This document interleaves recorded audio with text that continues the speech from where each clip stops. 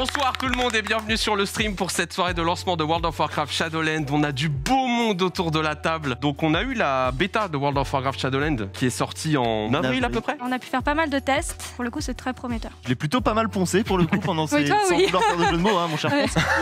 J'ai du PEX une dizaine de persos. Le PEX est agréable, fluide, ça va être incroyable. Et les fonctions haut niveau sont aussi tout autant incroyables. Alors dans World of Warcraft Shadowlands, les amis, il y a une particularité, c'est les congrégations. Et je vous propose de commencer par la congrégation des Kyrian. La zone est très belle. Ils ont créé une ambiance qui est folle. Quand j'étais sur l'alpha, je n'étais que sur Bastion. Je tiens juste à le préciser parce que j'ai adoré. Vraiment le souci du détail, top, top, top. Les congrégations, c'est en deux mots. C'est un nouveau système qui permet de vous affilier à une des 4 congrégations. Vous allez avoir à la fois une suite de quêtes, une histoire, une espèce de campagne de guerre dédiée. Vous allez avoir des récompenses exclusives. Vous allez avoir des traits de classe, des traits propres à cette congrégation. Et Bastion, on va envoyer les gens qui ont une vie vertueuse, qui ont une vie exemplaire, qui ont fait le bien. En gros, c'est le paradis, comme ça se retrouve dans C'est la raison pour laquelle on a Uther qui est envoyé là-bas. Comme il nous l'avait dit à la BlizzCon. Dans le gameplay, mais aussi dans la direction artistique, les 4 congrégations ont une patte propre et une identité graphique très forte. On va passer sur la deuxième qui est la congrégation des Nécro-Seigneurs dans la zone de Maldraxxus, une zone complètement différente en fait en termes de C'est design. ça, ouais. Ça fait penser à Naxxramas en fait, au Maltaire Un petit peu, ouais. Dans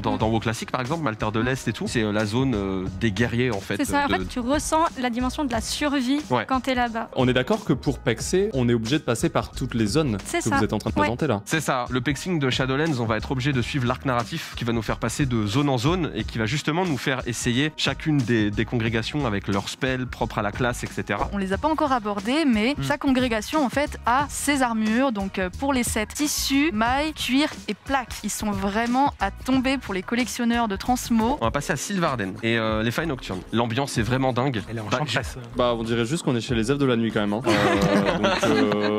Pour le moment, ma préférée reste la première présentée par Chaos tout à l'heure. C'est très elfes de la nuit, hein, mais j'aime beaucoup aussi, il y a aucun problème. La zone, c'est quand même grave la survie aussi. Toutes les congrégations sont en survie. Ça se fait ressentir par différentes lores en fait, qui sont bien spécifiques à chaque congrégation. L'avant-dernière zone, donc la zone des Ventir, c'est clairement un hommage à, je sais pas, à Dracula, aux vampires, tu vois. C'est Surtout qu'elle est 100% inédite par rapport à toutes les zones qu'ils ont jamais sorties. On n'a C'est-à-dire jamais vu ça, ouais. que pour les 3 zones qui ont été présentées juste avant, on peut retrouver certains codes qu'on avait déjà, alors que là, c'est que du neuf. C'est une nouvelle direction artistique et franchement, je suis tombée sous le charme. C'est une immense ville qui s'étend sur des niveaux différents. Ça va être rigolo, ça aventure aussi. Disons qu'il va y avoir des choses marrantes avec les ascenseurs. On va passer à la dernière zone maintenant, qui est une zone plus HL. Donc c'est la zone de l'antre. C'est les la enfers. souffrance et la détresse dans cette zone. C'est complètement ce que je disais, c'est le purgatoire en fait. Oui. L'enfer. L'enfer, même super l'enfer. Oui, non, complètement. Parce que le purgatoire serait plus Revendreth. Il n'y a rien d'accueillant dans l'antre en fait. Oh, si, regarde là. Il y a- Dans la zone, en fait, on ne peut pas utiliser de monture et je trouve que c'est bien amené. Choisir sa congrégation, en fait, c'est également choisir en fait son soulmind. Ce lien d'âme, en fait, va te faire débloquer. En fait, tu vas débloquer un nouvel arbre de talent. Tu vas en fait chercher une réputation de ta congrégation qui te permettra de débloquer des conduits. Ces conduits, selon les soulmind que tu choisis, auront différentes spécificités. Et justement, il y a des joueurs qui cherchent l'optimisation, qui vont aller chercher des spécificités en particulier. Si moi je te dis pour Chamélio, tu conseilles quelle congrégation par exemple? Qui joue Chamélio?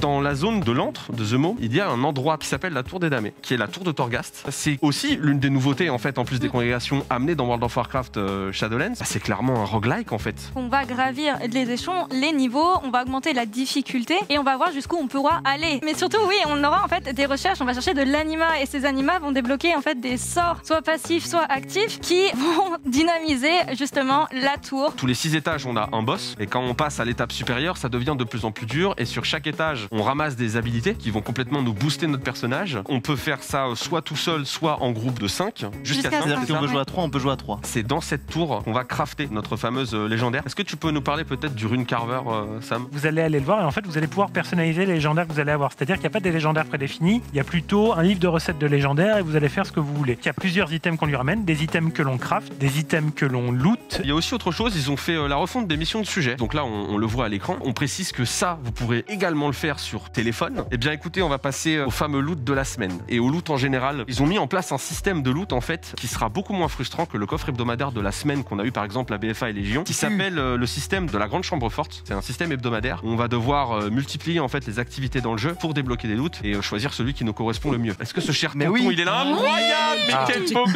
Comment tu vas? Comme quelques heures avant une extension, quoi, je suis chaud patate. Est-ce que le nom du World Boss que l'on trouve à Sylvarden est Branche Sinistre, Aura Nomonos Ramos, la mille rameaux? Est-ce que c'est Durumu l'oublié? Ou alors est-ce que c'est Orunamona, la mille rameaux, choix numéro 2? Il y a Tonton, il a le doigt sur la tête Ouais, et Sonia qui tape là. C'est Sergio Ramos, mais le c'est Sergio Ramos. C'est Oranomonos, la mille rameaux. Sergio Alors, Ramos, c'est ce que j'ai Oh dit. là là. Qu'est-ce qui a été créé à l'endroit où le dieu très ancien Yarsage a été tué par Amantul? Est-ce que c'est le puits de soleil? Ah, Est-ce alors. que c'est le puits d'éternité? Tonton, est-ce que tu es obligé de l'avoir celle-là? Tu dois l'avoir. La réponse est oui, c'est oui, j'en suis sûr. Oui, c'est oui. Je réponds oui. Tonton, est-ce que tu as fait le puits de soleil en raid à l'époque? Oui, je l'ai fait pas plus tard que cet Donne la après-midi. main. Quel est le nom qui est donné à l'avatar du puits de soleil qui a été créé par Crassus et qui a été sacrifié par Kil'jaeden au plateau du puits de soleil? C'est la- Ah, c'est comme ça qu'on la joue, ça, moqué. Sinon, je cherche Cindéris, pas du tout la réponse Moi, dans je le l'ai. chat. Hein. Je regarde, je me concentre. Qu'est-ce qu'il dit le chat? Qu'est-ce que Alors.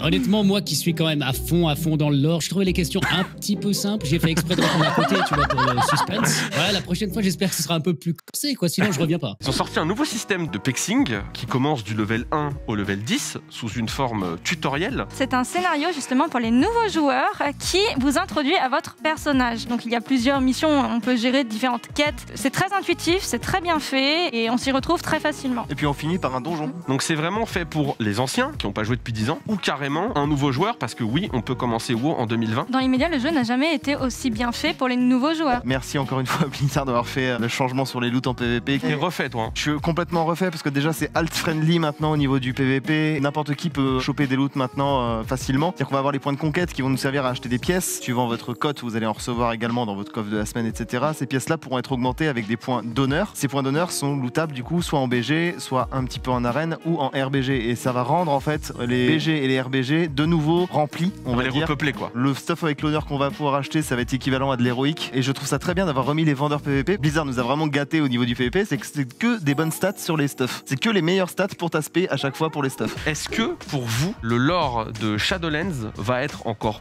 plus rempli, encore plus riche et encore plus développé que les extensions précédentes? On va avoir 4 campagnes de guerre, un peu, appelons ça comme ça, pour chacune des congrégations. Et donc c'est pas des petites choses, hein, c'est des grosses suites de quêtes avec des cinématiques, des choses comme ça. Yannick, mais Oh. quel VG! Comment tu vas poulet, la forme? Ah, c'est gentil. Ben, ça va et vous? Alors, je suis impatient surtout là. Médaillé olympique, bien sûr, évidemment, on ne le présente plus, mais aussi un gros joueur de World of Warcraft. Moi, ce que j'adore faire, c'est vraiment faire capoter les raids. Oh, Des c'est PS. Le mec mais sur non. lequel on va taper en permanence. Heureusement que t'es côté Horde, Yannick. Hein. Ce qui m'intéresse vachement avec Shadowlands, en fait, c'est que moi, je fais partie des casu et que du coup, elle est assez, d'après ce que j'ai compris, casu friendly. Et je vais enfin pouvoir reprendre sans avoir à me dire que il y a les 120 niveaux à aller se taper. Mon cher Yannick, est-ce que toi, tu t'es intéressé un petit peu à Shadowlands, aux congrégations et aux héros, en fait, qui vont régner, en fait, sur ces congrégations, tout simplement? Un tout petit peu. Donc l'Archonte qui est l'héroïne en fait et la boss en fait de Bastillon, tout simplement la boss des Kyrian, qui est extrêmement charismatique pour l'avoir croisée sur la bêta. Et on a fait un resto ensemble, elle était vraiment chouette. Elle fait Elle- partie des éternels, il me Elle fait semble. partie des Éternels, donc il y a l'espèce de panthéon de la mort qui dirige les différents royaumes de l'ombre-terre. On sent qu'elle va évoluer